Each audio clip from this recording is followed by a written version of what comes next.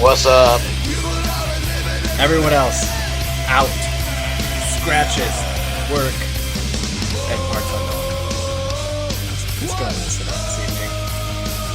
This past weekend, we won 3-0. Scoring summary. Goal, Vasky Schweinsteiger in the 45th, assisted by Louis Solignac. 47th, Nemanja Nikolic, unassisted, and then the 73rd, Nemanja Nikolic, assisted by David Akam and Bastian Schweinsteiger. Disciplinary summary, 21st minute, Javon Watson gets a yellow, and then in the 27th minute, Javon Watson gets a second yellow on a butcher tackle and eats his justified red card. 77th minute, Kapelhoff, yellow. All right, Rudy. I mean, we won 3-0. Well, you know, what are you thinking? How you feeling after this one? We actually looked good even before the red, so that was nice. My only complaint, and I see it from afar, is that goalkeeper making those little mistakes. It's just... Dude, I was paying attention this game to that. You're 100% wrong. Did you not see when? All right, he passes the ball in the second half to, I believe it was Jalmira, passes it right in the two guys, or he has two guys closing down on him, and he's looking at it, and he still passes them the ball instead of offloading to, God, I hate saying this, to Michael Harrington or Johan or Brandon Vincent, who are wide open, ready to go. You know, instead he passes it where the only bit of pressure's coming in, dude. And then there was another clearance. It's just tiny things. He literally did not hit a clearance out of bounds. I cannot believe we're starting here. I cannot believe 3-0. I never we were great. Turnover. But, like I said, it's just nitpicking at this point.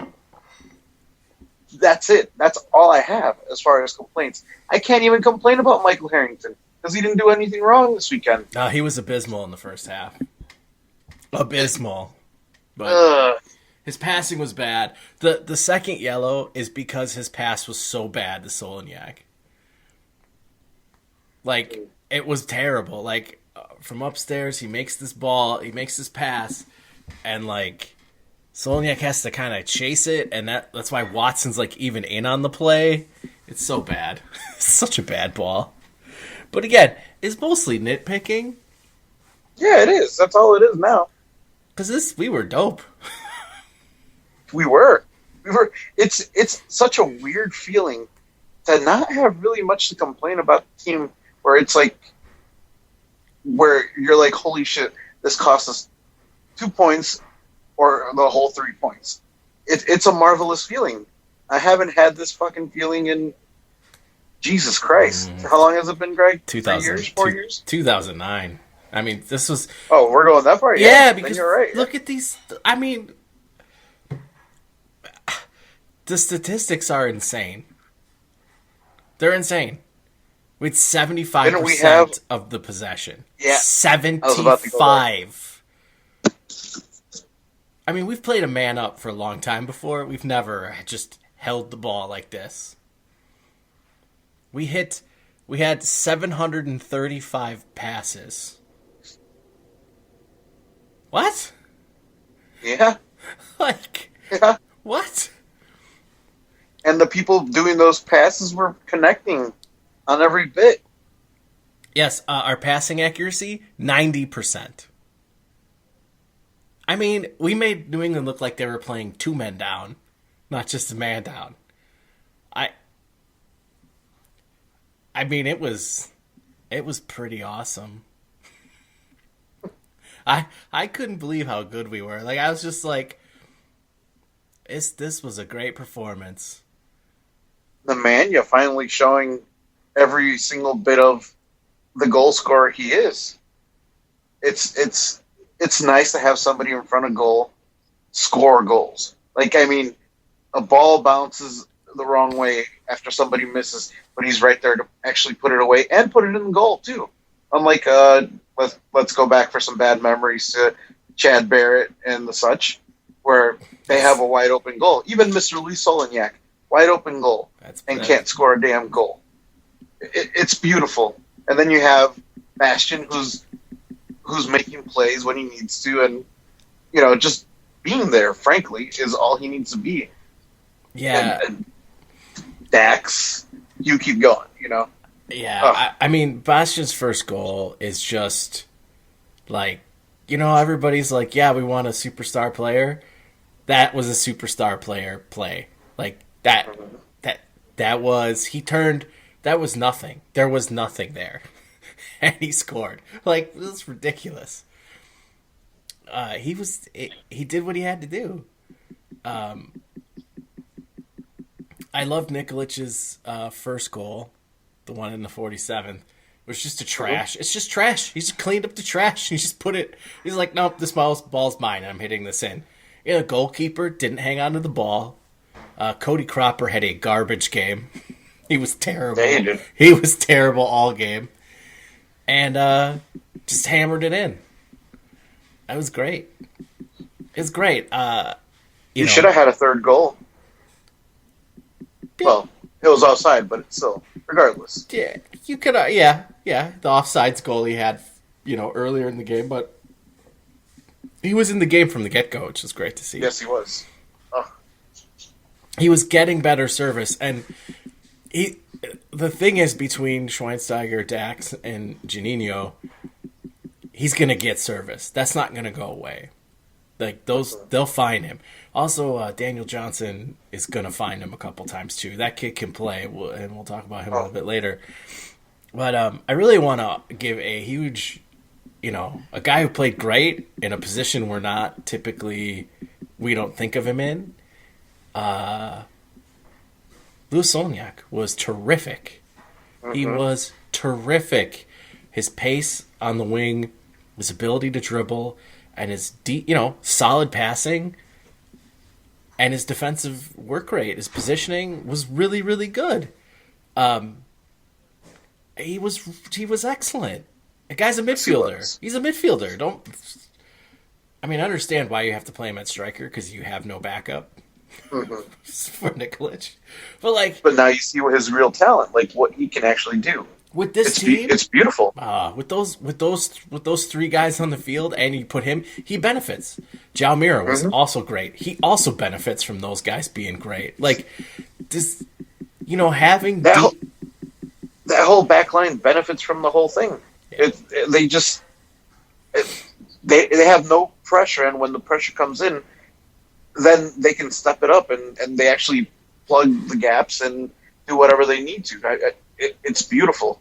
It's fucking beautiful. Yeah, it's also like having guys who are hard workers, who have some skills but have some flaws. They fit well when you have a good spine. So Solniak and João Mira are perfect examples of this. Are guys who are just like, they look way better because they're not asked to do more than they can do. And that's important. Kappelhoff is a good player. Like, we know he's good, but like he's going to be even better because he's got these guys in front of him. He doesn't have to worry about certain stuff anymore. It was such a fun game to watch. I had a good time. Everything was nice. Weather was beautiful. It was beautiful out. It was interesting to watch. Like I didn't know what Jay Heaps was doing. Not much. So we're up 2-0 before he makes his first sub, and he puts in Fagundes for win. Okay, to me I was like, what are you doing? Like, I don't understand what you're doing. And then he puts Tierney in for Agudelo. Baffling. And then he finishes it off with Bunbury in for Kamara. It's just like he made his subs that he was gonna make, no matter what the score was. I just thought it was really weird. Like, why don't you just play just trot out some other guys, man? Whoever else was on your bench. Yeah. He may as well as just try his kids out if he has any. Well, it's really the youngest guy they have is Femi Hollinger-Jansen, who's a forward, and he didn't even put him in. If I was a New England fan, I'd be really upset with his sub pattern, but I'd just be irritated because I had Jay Heaps as my coach. But I mean, this is an embarrassing loss for them. Yeah, it is. It's really bad. But it's really good for us. It's nice to be on the right side of one of these for the first time in a long time. And maybe it's because of the team he has, or he has assembled, or has had a great deal in assembling. But Panel seems to be finally finding the right way to coach this team, or at least make the parts start moving the right way. And it showed this weekend. I mean, as you said, Jay Heap seemed to have had a plan that he was going to follow, regardless of if he was, up 3 goals, down 3 goals, 11 men, or playing with 8. He was still going to do what he thought he had to do. It's nice to see Pano make the right moves when he needed to. And subbing in the kids, even though I still want Drew Connor to play right back, and I still want Daniel Johnson to start, it is awesome to see him subbing these kids at the right moment so they can show what they got and make you talk and make Pano think, hey, these kids need to start soon, or at least have them in consideration for it if an injury were to happen in the near future. Yeah, and Johnson getting a half hour after, progressively a bigger role. He looked good again offensively. It's hit a couple nice passes. It didn't go anywhere, but they were nice passes nonetheless. He had some tricks in the box. Didn't really get a shot on goal, but still, he did some things. I will say this. I was surprised that it was David. Who came on last? David coming in for Solonyak. I was a little surprised, but, if they wanted to work him in, he had a knock in practice, they wanted to keep him fresh, that's fine. It was listed as right hip pain, so I don't know how, well, at least in my eyes, why would you bring him in? I would have brought in somebody else, but that's just, again, nitpicking, only because that you don't know how bad that hip pain is and how it can affect them in the future. Yeah, true. Drew Connor coming in for Harrington. Drew Connor gets 12 minutes at right back and did not exactly cover himself in glory. He had the worst turnover in the game. Late, about the 85th minute. Was not good. But, hey, it was a good time to trot him out there if you're thinking about him being the backup or even getting a starting job out there. That's fine. I was really surprised Matt Polster didn't get 15 minutes in this game, being up 3-0, coming back from injury. I was really surprised. He was dressed and on the bench, and I was kind of expecting to see him. Yeah. And we didn't see him, and he stuck with his, he stuck with his kids, getting his kids minutes, which is, it's nice. I'm not gonna argue with the man over that, but I guess I would have rather have seen Matt to come in over David, but it's a small quibble. Like, it's just like, I feel like Matt's gonna get his run out on this upcoming road trip at some point. I think it might even come in on Friday, where maybe Johnson might get a start, especially depending how the Akam injury is progressing. I assume he starts probably in Toronto or at least in New York, one or the other. I would not assume that Solonyak returns to the bench after this week's performance. Not at all. But I would see Johnson on the field, but where would you put him? Yeah, I don't think Johnson's going to start. It's just not. It's not there yet. You're not going to start him on the road. You're going to start him on a home game. First of all, it's a road. We'll get to this, but it's a road game against a good team that's struggling for points. It's going to be a very tough outing in Toronto. So, I expect to see a very similar 11 rolled out, but we'll talk about that in a minute. But yeah, this was just, again, it's such a great game, and it was really nice to just take Jay Heaps to the woodshed. I'm not gonna lie.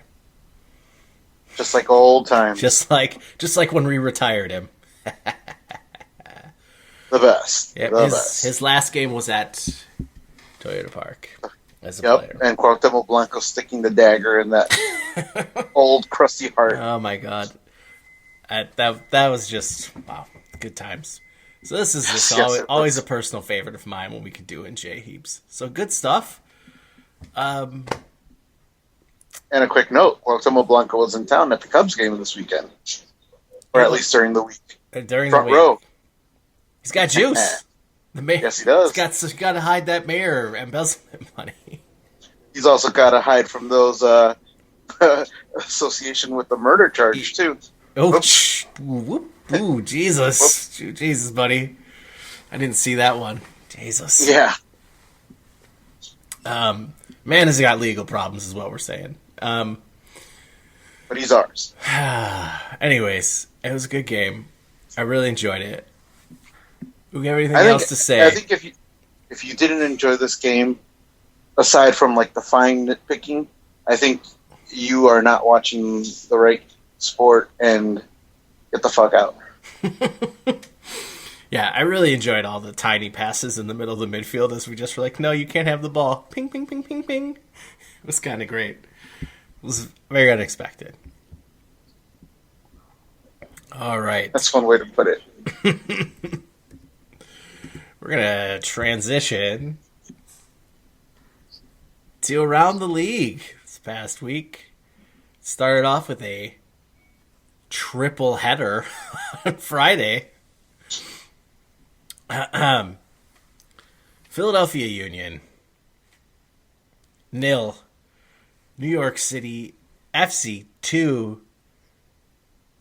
Jack Harrison and David Villa scored, and I'm sure you've heard about it because the league website won't shut up about it. They're jizzing all over the place for David Villa. Jesus, the David Villa goal is kind of great. I'm not gonna lie, but that game was well in hand when he hit that. Philly's not good. I don't know if you're aware of this. They're bad. They're officially bad. Their fans. This game was on the ESPN. Yeah, their fans. They cut to one of the fans, just like two dudes sitting next to each other, just shell shocked. And I was like, I know. I've had that look on my face many times these past few years. Like they were just like, I cannot believe we lost this game like that, like in that fashion. We conceded that late goal. Like we couldn't even it even took our late charge to try to get the draw out of our hands. They really did nothing offensively. They were not good. And they were serenading Jim Curtin with hey, goodbye. So they made their feelings known about wanting to fire their head coach. Oh well.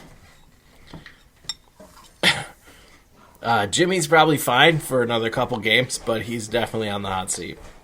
Yeah. Jay Heaps is not as hot. Or his seat is not as hot as his, unfortunately. No way. Jay Heaps has won games. Jimmy has not. Yeah.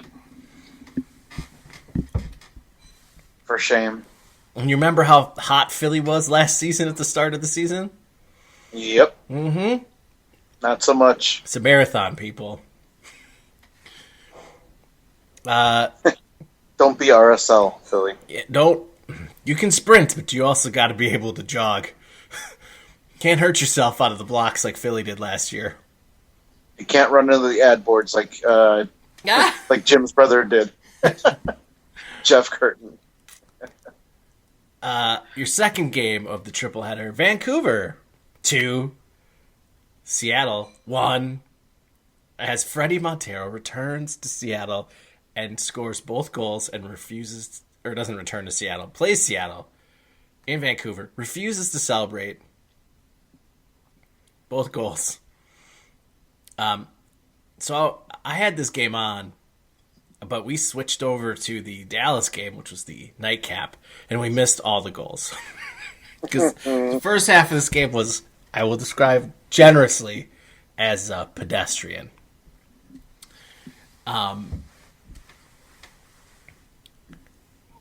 Seattle pulls one back late via Will Bruin. And, Vancouver almost fuck it up and let in a late goal for the 2-2 draw, but they held together. And a much-needed win for the Whitecaps. Yep. Did you watch this one, Rudy? Hell no. I was passed out by then.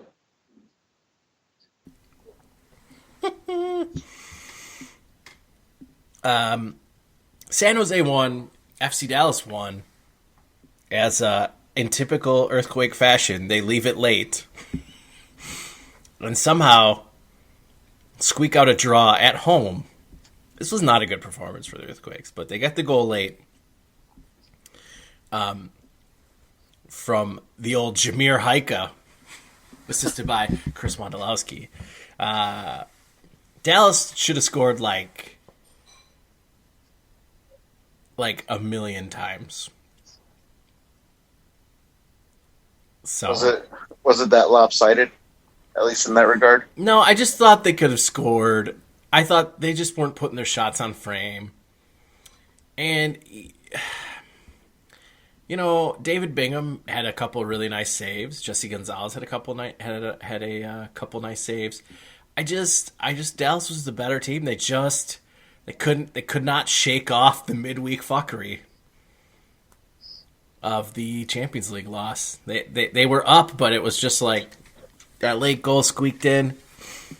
And the Quakes had subbed on Tommy Thompson. Shea Salinas came in. Danny Hosen came in. And it just kind of changed the game a little bit for them. They're a little bit quicker. You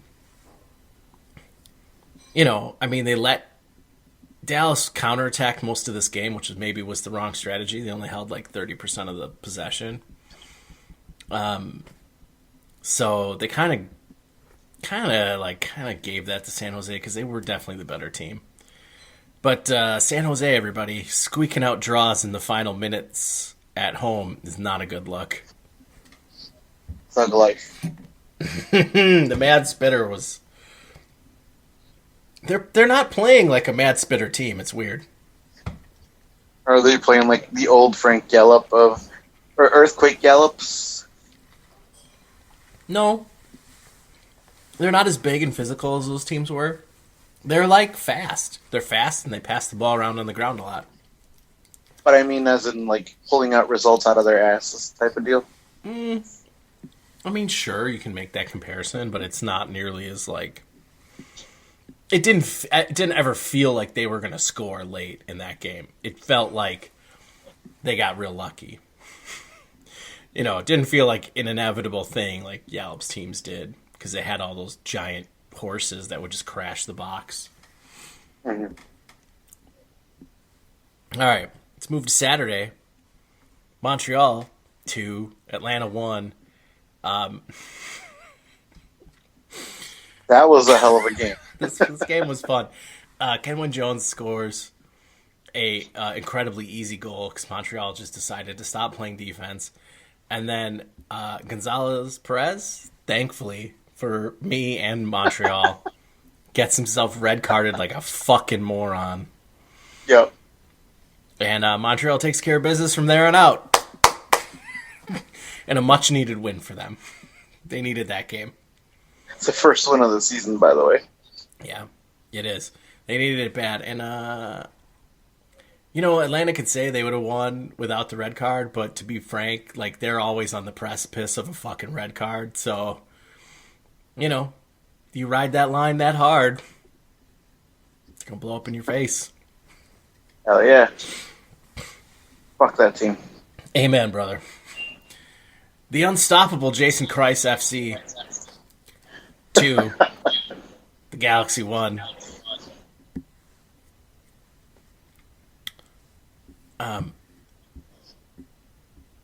Kyle Aaron wins the game in stoppage. That kid is special. Mm-hmm. He certainly is. Just like we have the Armenian Ibrahimovic, they have the Canadian Messi.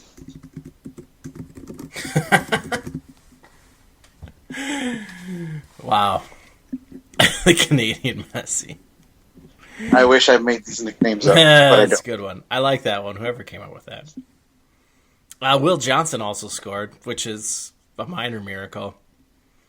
$440,000 worth of a miracle, though? Pretty much. Alessandrini, of course, scores for LA. He's the only one scoring for LA right now, which is a problem because they got a lot of money invested in Dos Santos. So just a bit, just a wee only bit. $7 million. Just only $7 million. So let's see what Orlando can do when they get on the road. This is very reminiscent of last year's Philadelphia start to me. So we'll see. We'll see how this goes when they actually have to go on the road and do some work. I expect somebody to hit the implode button very soon. So we'll see. It's a weird league, as you're about to see in some of these other results. Red Bull 2, DC United 0. Red Bull take care of business at home in a important game for them. Pretty pedestrian game. DC never looked like they were really in it, to me, from what I saw. I didn't even see any of it.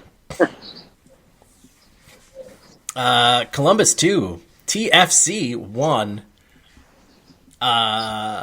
This game, very interesting. TFC's defense is not in the best of shape at the moment.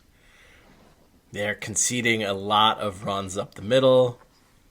They're vaunted. Hint, hint. Yeah, hint, hint for coming up. Their back line in this game was Zavaleta, Justin Morrow, and Nick Hagland. Someone's missing, and that someone is Drew Moore. So, depending on Drew Moore's status, I don't know why he was not in this game.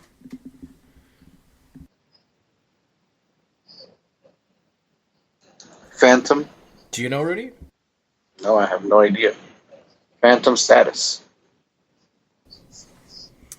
Yeah, let's see if we can find out. See what's up with Drew Moore.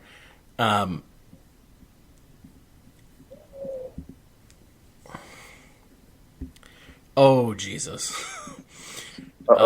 Drew Moore diagnosed with a heart condition. Oh, cardiac okay. arrhythmia. Oh, Drew, I'm so sorry, dude. Jesus. And they think that could be fixed in the near future. Okay, now I remember reading about that. And the reason why I just clicked right now is because of that certainty that it could be fixed real soon, as they put it, within the next week or two. Yeah. Okay. Yeah. Try them out. Why don't you? Wow, he's got an irregular heartbeat. So odds are he will not be playing in this game, which is bad news for Toronto. Good news for us. Good news for us. He was sorely missed. They gave up a ton of breakaways through their middle. That they made some. There was a lot of last-minute defending from Justin Morrow and Nick Hagland. Even Bradley. They did not. They looked all out of sorts. It was not a good performance from them, even though they got the early goal. Great header by Josie, but Ola Kamara was doing Ola Kamara things. And Higuain had 2 assists on the day. Justin Miram scored. I mean, Columbus is a good team. All credit to them for this win, but they did take advantage of the softness in the middle. Also, one of the goals, Michael Bradley just turned his brain off and did not roll to one of the defenders. One of the guy in the back post off a set piece. It was weird. It was really weird. So Toronto, if they neaten up, if they had been a little bit neater, even without Drew Moore, they could have gotten a draw out of this game. The Ola Kamara goal, I don't think they were stopping, but the second one, I think was stoppable.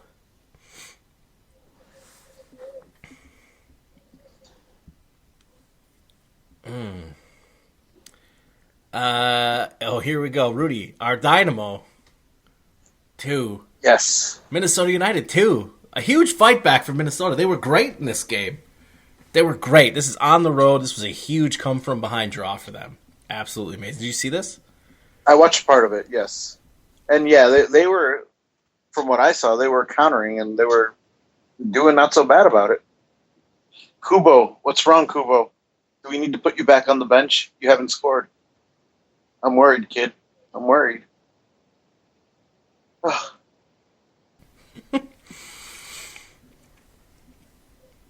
Yeah, just a really good performance. From Minnesota. Christian Ramirez was fantastic. Kevin Molino was good. They got outshot because their first half wasn't great. Their second half, I mean, Ramirez scores, Johan Venegas with a good header, and then they just grinded it out. The fat, sweaty man was running up and down the sidelines. It was kind of great. I was super happy for Minnesota. It was a good draw. Good signs for them. And it's a perfect place for the big, fat, sweaty man. It is. It's Houston. It's a good spot for him. Colorado 1, RSL 2. It's the Rapids completely fucking disintegrate at home. Tim Howard was suspended for this game for being Tim Howard. 3 games. Yep. The big turning point in this game is in the 85th minute, where Jared Watts basically sticks his hand out and has a very egregious handball and eats a straight red. And it's not good because the penalty gets converted to pull the game even by Yura Movsisyan. And then in the 88th, Brooks Lennon just does the business. And it's all over. The vaunted Rapids defense is crumbling. It's crumbling.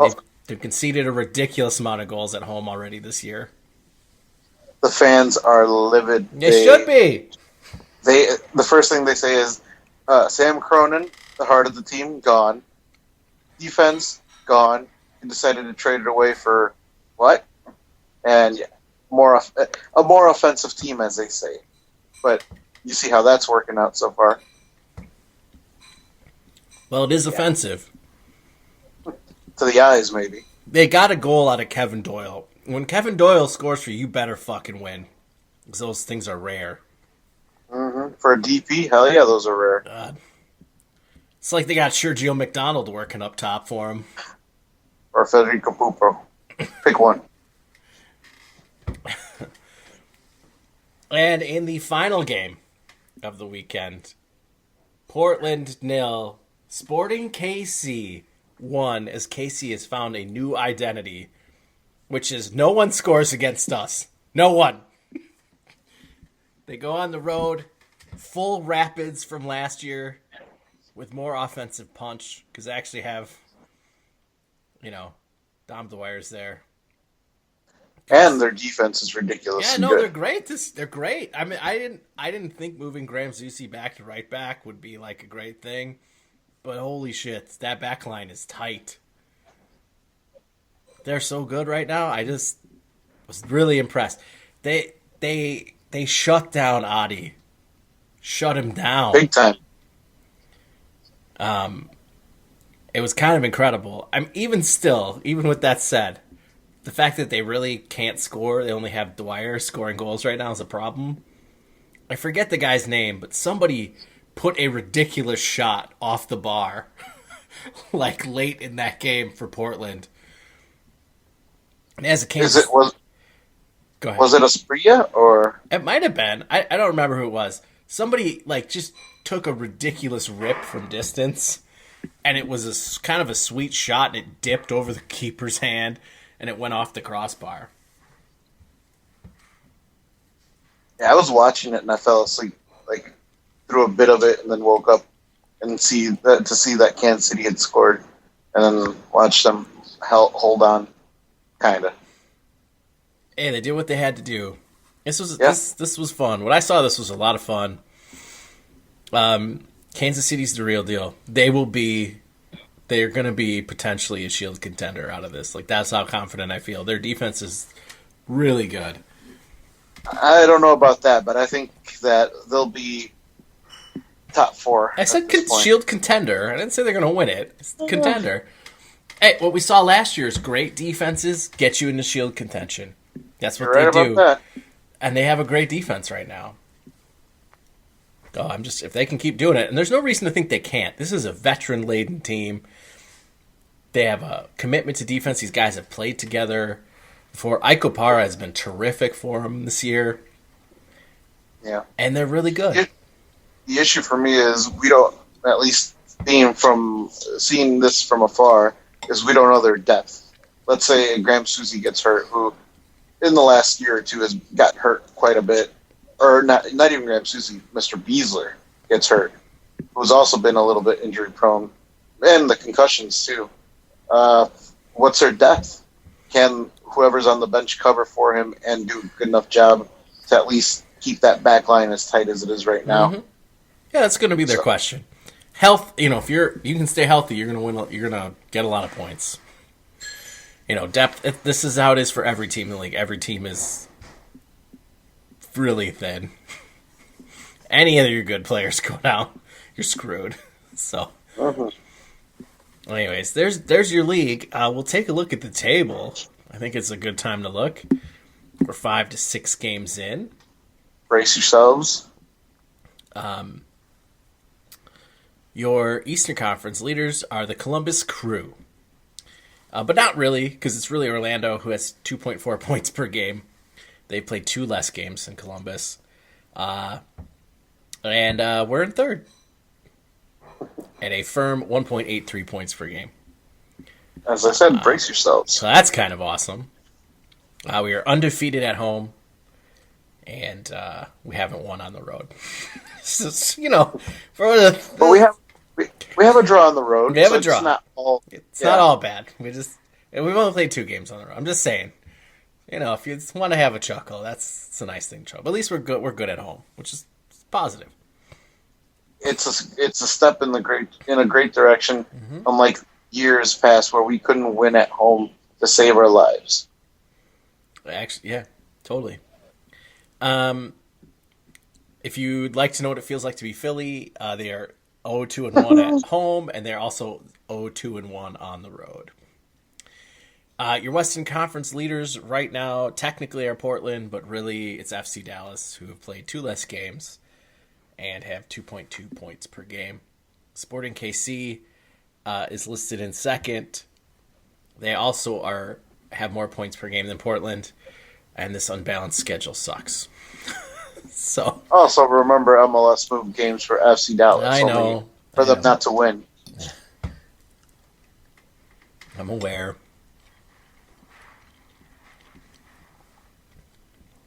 The Rapids, dead last in the West. Rough times. That's right. Minnesota's better than That's right. Minnesota has passed them in the table. Minnesota has played 2 games more than they have. So it's really not fair to the Rapids, who probably will pass them by at the points. They score their points per game is 0.8 for the Rapids, and for Minnesota it's 0.71. But emphasis on probably will. You'll probably pass them by. So it's a weird table this year. Not gonna lie to you guys, it's weird. Things are all topsy-turvy right now. 5 to 7 games in, depending on who you are.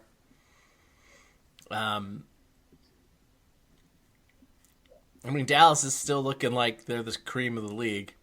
That's the only thing that's really held true so far. Toronto is in abysmal 9th place in the East.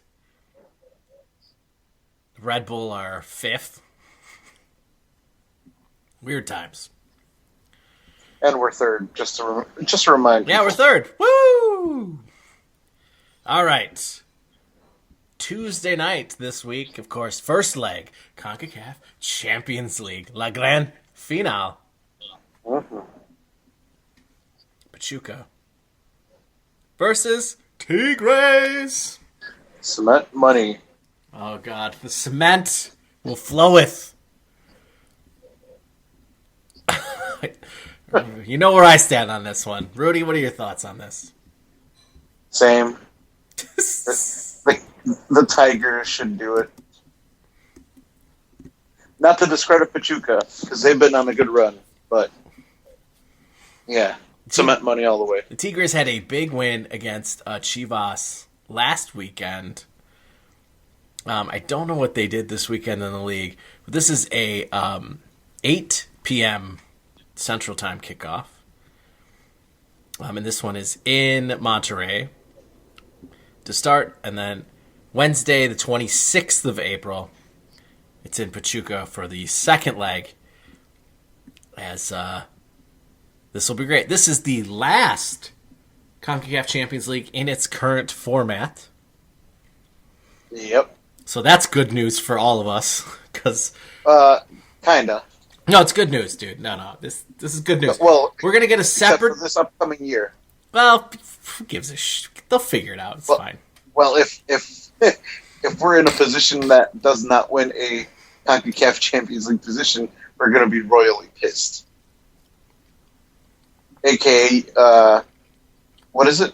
Second place does not go, and there is one more team that does not go. Well, second place doesn't. Yeah, second place normally goes now. Yeah, it's second place, and it's runner up. And yeah, I think they're doing. That's not official though. Did that go official? I don't think that that's went official. Did it? No, that went official. It's the 2017, so it's last year's MLS Cup winner and the Shield winner, which of course is Dallas. Dallas and Seattle are going, and then it'll be the same thing this year. So it's not the Open Cup winner is getting shafted. No, I thought it was Open Cup winner that gets in, and okay. MLS Cup and MLS Cup winner goes in, and Supporter Shield got shafted. It's something to that extent. Whatever. Who's somebody who wins the Shield will win one of the other ones. Like I said, somebody gets fucked. I hope we were not it. If we were to say that we were in that position at all. Rudy, the fact that you're seriously talking about this is a little ahead of schedule. Just gonna put that out there. Little ahead of schedule. I'm just saying. Not saying, just saying. Okay. So tune in for Champions League. We'll be talking about the game on the next show because, of course, we will. It's fucking Champions League. All right. This weekend, this Friday night, we play TFC in the old Toronto at BMO. Rudy, what are you thinking? Score prediction or how the game's going to proceed? How the game's going to proceed. What are your thoughts? How you feeling? What do you want to see? Well, I want to see us win, but I think it's going to be a lot harder fought game. And not knowing that Drew Moore is not going to be there helps our cause a whole hell of a lot more. And the fact that the team is kind of in flux with them not really clicking all the way, kind of a la right before Giovinco came into town, brings me hope. I just don't know if we'll be able to pull it off based on the fact that we're on the road and it seems to be a demon of ours. But God, if we tried out the same lineup that we did this past weekend, I give us a decent chance. So I won't. I mean, it's like a conflict of interest. It's like the heart says one thing and the brain says another. So I want to see Soloniak stay in that spot, much as you said earlier. Just oh man, if Drew Connor has a good week of training, start the guy, please. And not to say that Michael Harrington had a bad game this past game, but God, if we can already start replacing him, I'm quite okay with that. Other than that, just let's proceed as planned and stop that little atomic ant as well, because he's a pain in the ass. That he is. I don't know, I'm not so hot to trot, with starting Drew Connor on the road against a good team. I mean, I'm not opposed to trotting out the same formation as we did this past week. It works really well. Tactically against Toronto, Toronto plays a different. They play the three at the back. They've got the wing backs. They play a different style than New England does. So, I feel like there's a possibility we might see the back three out of us and try to match them at that level, like just flat out same formations against each other. And try make it more of a, try to neutralize their wingers. But I just don't want to see us go 5 in the back for some reason, for whatever reason. I don't think you're really going to see that. When we went to the 3 2 weeks ago, it never really. When it went to a back 5, that was more of a. It just went flat at the start of the second half, and then they pulled the plug on it. So, I know I'm less worried about that, but I think more likely we're going to see a very similar formation to what we saw this past weekend. I would guess the personnel is going to be almost identical. You might start David ahead of Lucho, but maybe try Lucho out again. He was great. And he does give you, like, a high-intensity defensive effort where David doesn't. So he improves your overall approach to the game. And he does drop back a little more. Oh, he came way back to get passes and to start to initiate the offense. And, like, there was before the second yellow, there was a real big lull in the Fire's offense. A lot of it having to do with, Harrington being Harrington and just not getting into position fast enough. He was a little slow to get up the field, so Lucho just started dropping back to get the ball to initiate the offense. And I like that about him. Like he has this, he's got a good head on his shoulders for that midfield position where he'll come back, he'll get the ball, he's going to work hard, and his teammates respect that. I thought that was pretty evident during his that first 20 minutes where he was really working hard to try to get things going. So I'd be more than happy to see him give another shot here, especially on the road, because if he doesn't play well, David's right there, and you can just plug David in. But I think most of us are kind of tired of the David Accam I don't play defense act, and his lack of a productive work rate. So I'm more than happy to put Soloniak in front of him and force him to beat out Soloniak, Yeah, be competitive towards every position. Exactly. And Soloniak did make the team of the week for MLS. How shitty would it look to bench him right off the bat?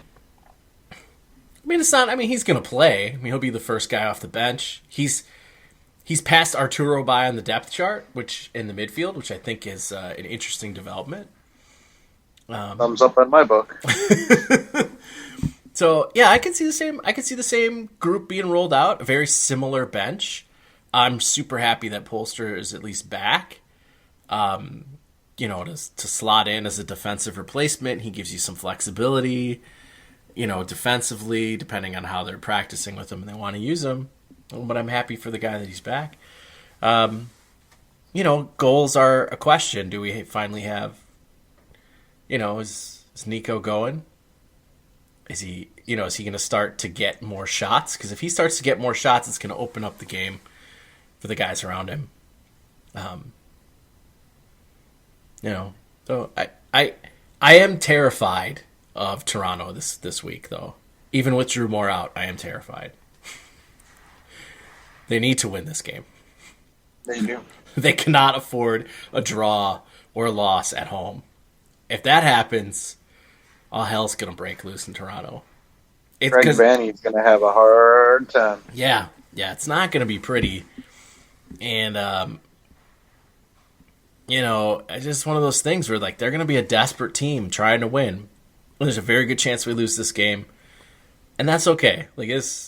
Toronto's tough. They're a good team. You got I want a draw out of this game. That's what I want.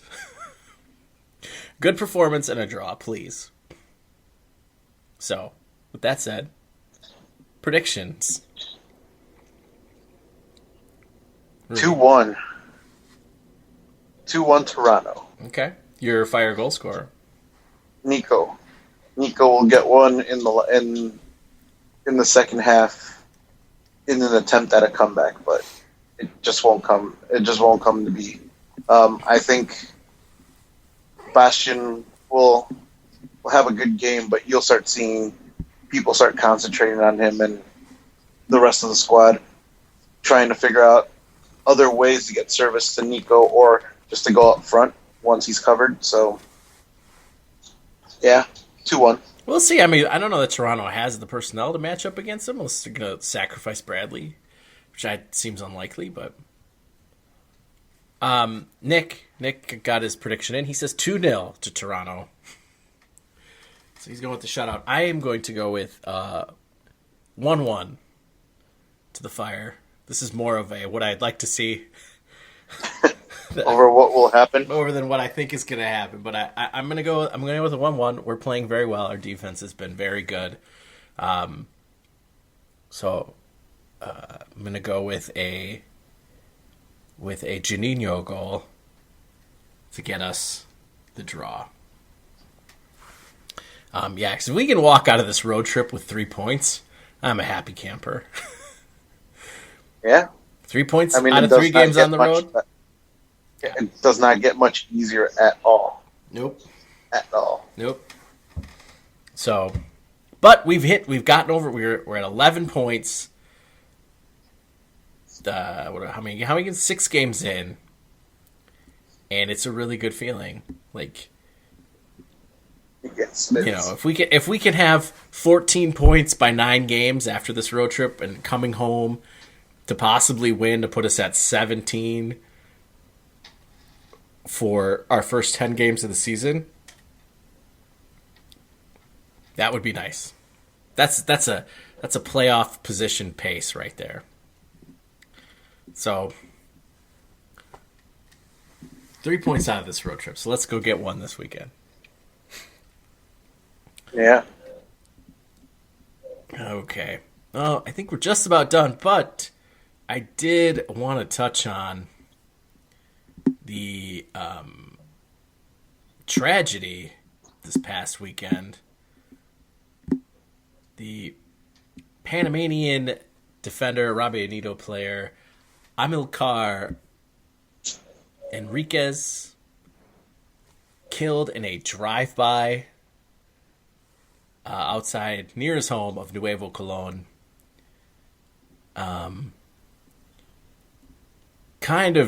Just absolutely shocking thing to have happen to a guy who, like, was still a major part of World Cup qualifying for the Panamanian national team, a huge part of Robbie Anito and CONCACAF Champions League. I mean, this guy was a fixture in the region, and the world sucks. So, yeah. Condolences out to his friends and family. Many of the Panamanian players in MLS commented on this.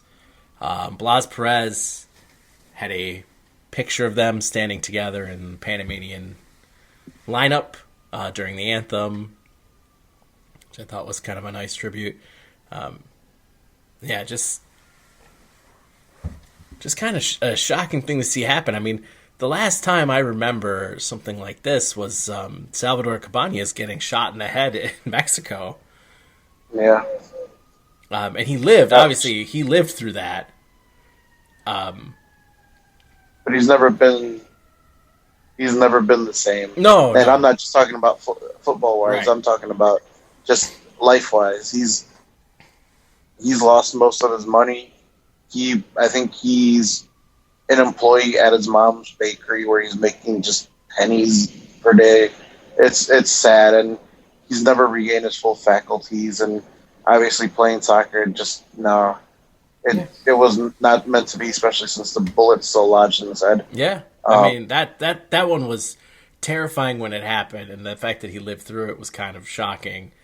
I mean, this one is just like, I mean, Jesus. There are two other people who were injured in the attack, and it's just, I'm looking. I mean, I'm gonna follow the story and see, kind of where it leads us, but,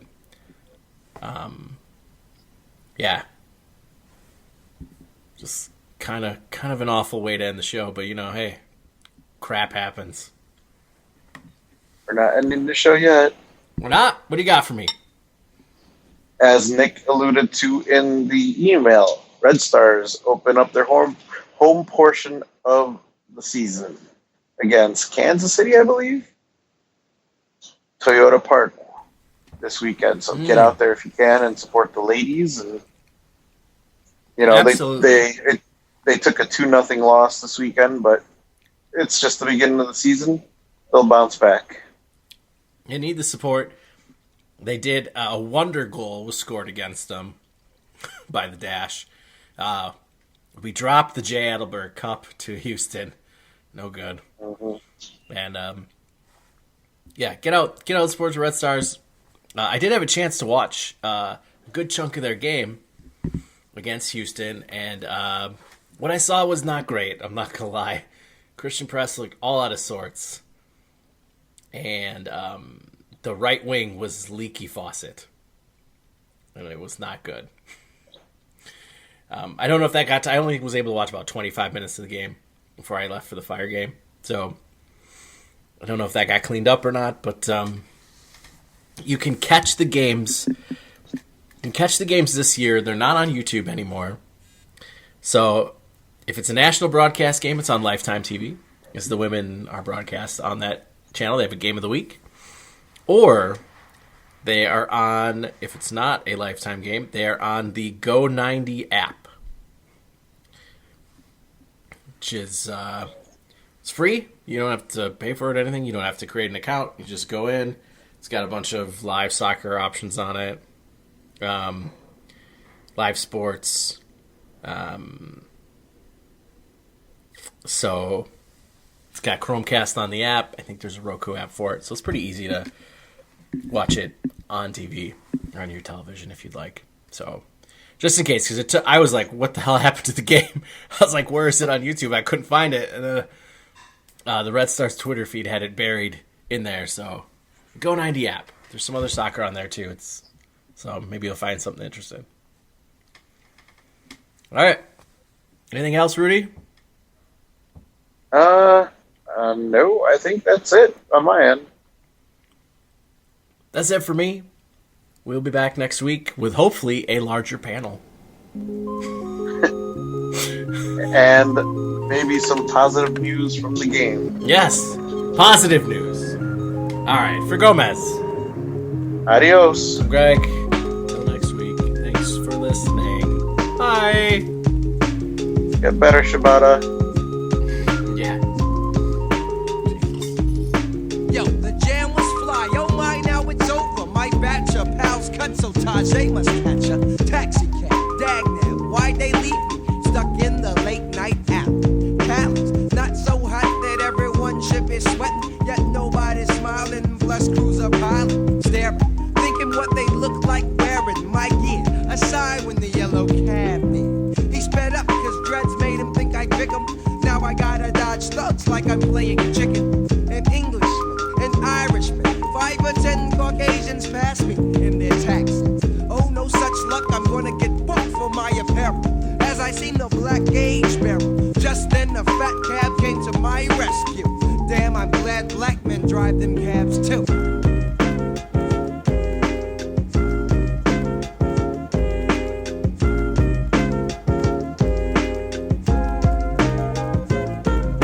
It seems nowadays cab rides are rather pricey, especially when the driver goes for self. In spite of the directions that are given, they are driven to whose back streets. That treats them to a pricey fare. Exactly what happened to myself when I chose to call a taxi and pulled up to the curb and I hopped into the backseat. Gave him the destination, said he'd never heard of the place, and I'd have to tell him as we went along and then placed it in drive. When I say make a left, he made a right. Alright, I get it. You wanna make some slight detour so you can be sure that you get yours. And when I turn my head, you up the bill a little more. I told the cabbie to stop. He didn't think I watched it. Fake like I was rocking. Ishmael, his tail light was broken as a token of appreciation. He started chasing what I smoked. What? You can't escape me.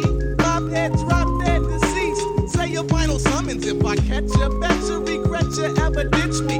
Driving, conniving. Guy's been robbing me lately. He went up Lake Street, but I'm following, swallowing up steps. He ran to the left, I made a left and crashed.